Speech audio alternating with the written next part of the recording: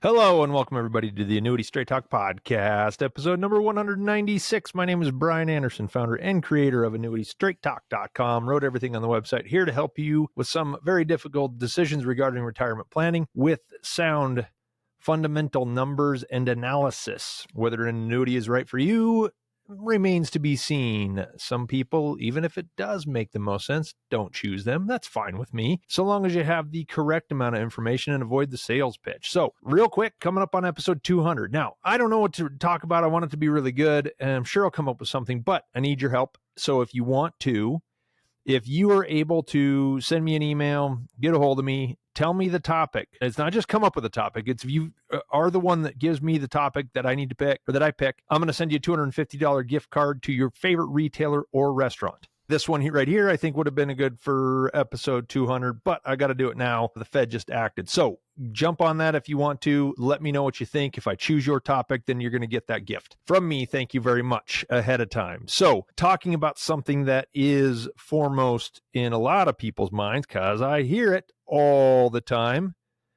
Please like, subscribe, or comment on any of your favorite podcast platforms or on YouTube to schedule a call. If you're watching the video, to look at the top right corner of any page on AnnuityStraightTalk.com. Schedule a call. Today, I'm going to talk about the Fed actions last week, and I want everybody to remember, do not freak out about the Fed rates.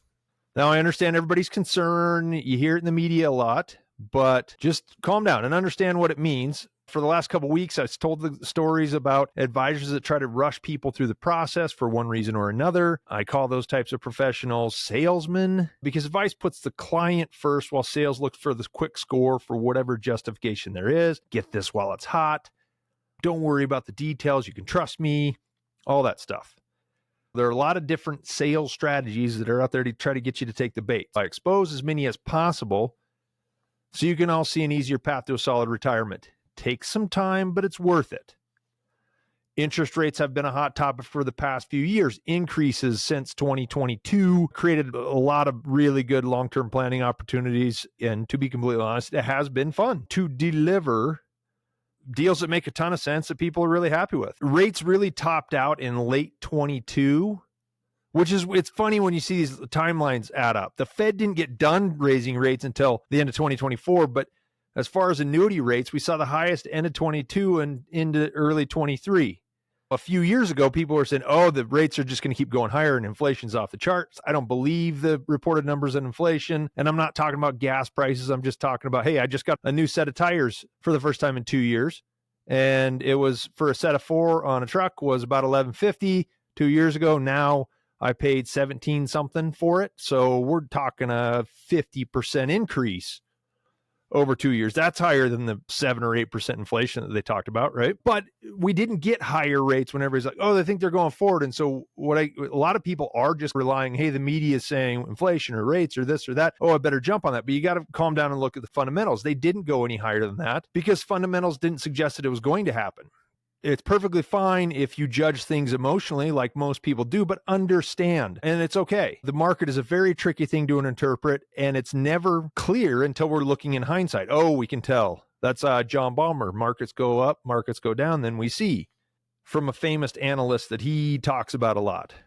So the Fed actions have been a source of speculation about where interest rates are going to go, with some type of fear surrounding the decision-making process for a lot of people. Quote, if the Fed cuts rates, then we won't have good annuity deals. We had better act fast. Nah, don't worry about it so much. Every time I say this, it seems like I don't have to say it again, but I say it again and again. So I'm going to have to say it one more time, and you're probably going to have to hear it again because I have to keep talking about it. This isn't the last time. The Federal Reserve only sets the overnight lending rate to banks, and that has no effect on the market rates available for safe assets that form the bedrock of a retirement plan. Talking bonds, annuities, fixed income, dividends. Sure, the economic changes from Fed actions can affect rates eventually, but it doesn't happen as fast as people think. In short, do not get in a hurry just because there's a little media frenzy over the Fed movements. Rates have settled just a little bit in the primary market leading up to this. Most things that are considered to be news that will affect the markets are priced in well ahead of them actually happening. You would have seen a big negative market movement if the Fed didn't lower rates because everybody fully expected them to do it. There is no simple explanation available for the changes in the rates you care about. So we've got inflation, unemployment, business cycles, international conflict, trade wars, policy changes, even simple things like companies trying to be competitive, finding a little bit extra margin to boost themselves to the top of the competitive heap. All those little things happen.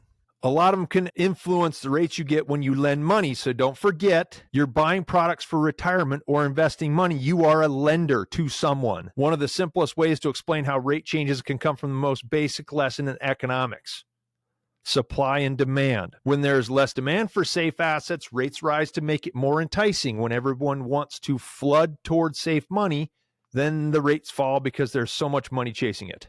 Think back to 2000 when COVID lockdown started. Business came to a halt. Expectations were for a pullback in the market. Nobody wanted risk. Everybody bailed on it, started dumping stocks. Money flowed heavily into treasuries and cash. Interest rates cratered because everybody wanted it, so we don't have to pay them that much to be here if that's what everybody wants to do. It's like a resort in the off season. You go to the tropics in the rainy season, the hotels are a quarter of the price. Back to that, cheap money led to business expansion, another real estate bubble, but it took a while because the economy didn't fully open up for about a year. When things started to open up, the economy ripped wide open. We got serious inflation out of it. So that was why rates came up again, because everybody was risk on. The Fed didn't even start raising rates until the middle of 2022, and it took more than a year for them to reach the highest point of that time period, of this current time period. I would say current. Now that's in terms of what the Fed was doing to raise rates, not what was available on the market. The two things did not correlate. Before rates were increased by the Fed in 2022, we already had solid annuity rates because there was less demand for safe assets. Annuity rates popped up probably 3 to 4 months before the Fed did anything. Risk was on and everybody was addicted to larger returns and speculative assets, so money was coming out of safety and into risk. Those rates came up a little bit. Very simple view, but there's a lot more fundamentals to that than just, oh, I heard this on CNBC, right? It's my amateur view. Now, I was 3 classes shy of getting a double major in economics in college. So I'm not going to say I'm a pro, but I like the subject and it's pretty interesting to me. It's got a lot more juice behind it than what you're hearing on financial shows and in the papers and all that stuff. Annuity rates have not correlated with the federal funds rate at all, and in many cases were well ahead of Fed changes. We actually had lower annuity rates in early 2024. I remember we had really hot stuff at the end of 23, income products, long-term. The Fed was still increasing the overnight lending rate, but everything pulled back early in 2024, and then all of a sudden it came back from there. So we've got better products than we did at several times in the past 3 years. Even now, if you have annuity rates coming down while the Fed is raising rates, how do you explain that? There's just a lot to it. So don't get excited about one little adjustment here. They're planning on a couple more drops in the future. That is already priced in. It is not just a single variable. Lower Fed rates are meant to spur economic growth. The reserve chairman is supposed to make decisions free of political influence. Unfortunately, that's not the case. Politics seem to be such a big part of it. I do not know what to believe, and you should be skeptical as well. Now analysts are saying, oh, inflation's not really a problem, but the economy hasn't been as good as we thought. Unemployment numbers, historical numbers in the past year were adjusted down. Apparently they haven't been accurate. So are they telling us the truth then, or are they telling us the truth now? Or is there political motivation to change the reporting so that there's motivation by the Fed to do something that's going to make it cheaper for banks to lend money? I don't know. I vote neither because I'm a cynical person. There's factors involved that will never be made public. So we just got to roll with it. If the lower rates will help improve an economy that wasn't as good as reported, then it should normalize the overall business cycle. If the Fed goes overboard to lower rates, then we'll get more inflation and annuity rates will still be strong, maybe even stronger than now. If they do things right, then we'll have a healthy economy. You need to accept the fact that we are at a historically stable level of interest rates. Yes, mortgages should be over 6%. If things work out like they should and the Fed manages it properly and everything goes back to normal, what is normal? Define that, I guess. It's a whole different topic. We should historically end up with about what we have now. This is where we should be. If the economy is really in trouble, expect rates to fall. It's going to take a crash of some sort and a correction. But if the Fed goes too far, then rates will rise. So two ends of it. They could drop, they could rise. I think we're going to see about what we've got now with subtle changes for different reasons over time. Hey, right now it's not quite as good now. Hey, things just got better. Since the decision to cut rates last week, treasuries have actually risen a bit, but they had already been falling before that. I think that's kind of happens to be because the market got what it expected. Then the market rallied a little bit. Bonds initially drop by a small fraction. There's otherwise no material change. The market is always going to be trying to figure out what's going on. Won't know until you look in hindsight. Any of these adjustments will take some time to bear out and see what the actual effect is. Forget about what the Fed does when deciding where to put retirement assets. Better indicators to watch are treasury yields and aggregate bond prices of various maturity terms if you want to get into it. And you understand in annuities, like a 5-year MYGA is based on different rates than a lifetime income product. A lot of the lifetime income products have remained strong because the far end of the yield curve has stayed high. And a lot of times what's fluctuating is anything between 2 and 10 years, and the lifetime income products are written longer than that. If anyone tells you you got to get in a hurry because of what's happening, then they haven't put real thought into it and are just playing on your fears to sell you something quickly.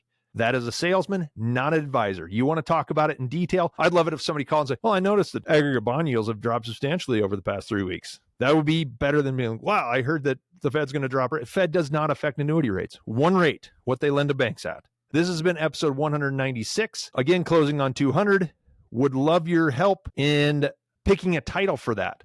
So send this to your friends that you think might benefit or be interested in it. Send it to somebody who disagrees with me or has something to refine here. I'm not an economist, but I'm asking you to think a little bit more deeply than just what you see on the news.